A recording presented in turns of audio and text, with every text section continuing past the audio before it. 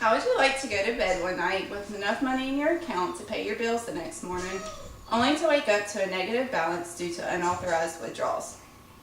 Every day, hundreds of people are falling victim to debit card fraud, whether they unknowingly supply the information or they're just a victim of perfect timing.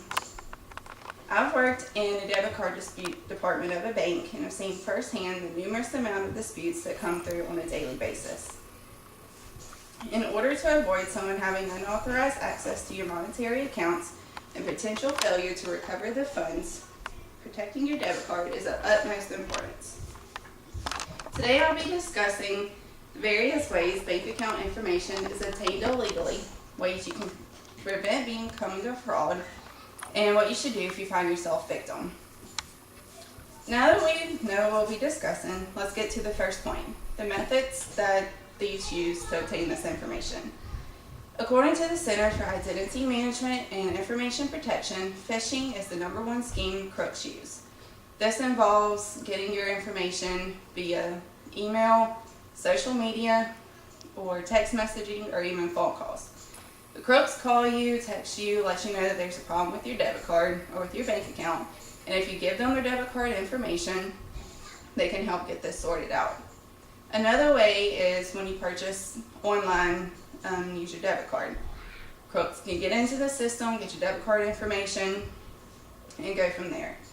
Skimming is another way that if you swipe your debit card in any portal that you can swipe your debit card, and the crook has this little device set up, it can read the magnetic strip on the back of your card and make a copy of your card wherever the crook is, and they have free access to your account.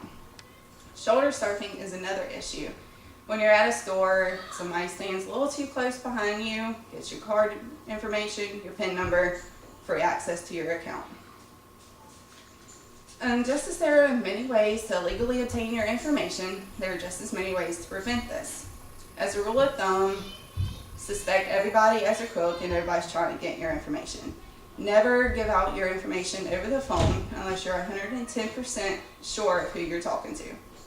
If banks suspect there's a problem with your account, they will call you, but they'll speak vaguely on the issue and ask you to come in so you can discuss the matter in person. They will never ask for your personal information. LifeLock says that when you're shopping online, make sure that your account, the website is HTTPS instead of just HTTP, because S stands for secure and you have added security when shopping. If you do use your debit card online, it is a good idea to have a separate account tied to that card to where if they do get access to it, they can only get a few dollars out of your account instead of everything that you own.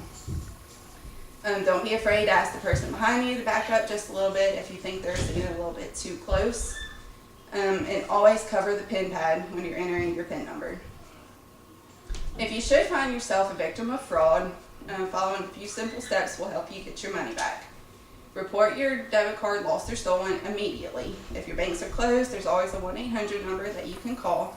It's a good idea to store this number in your phone to where you can have it readily available. Monitor your accounts on a daily basis. Most debit card disputes have a time frame. Check with your bank to find out what that time frame is. And always be patient. Banks work with the individual retailers to get your money back. Not everything is guaranteed to come back to you.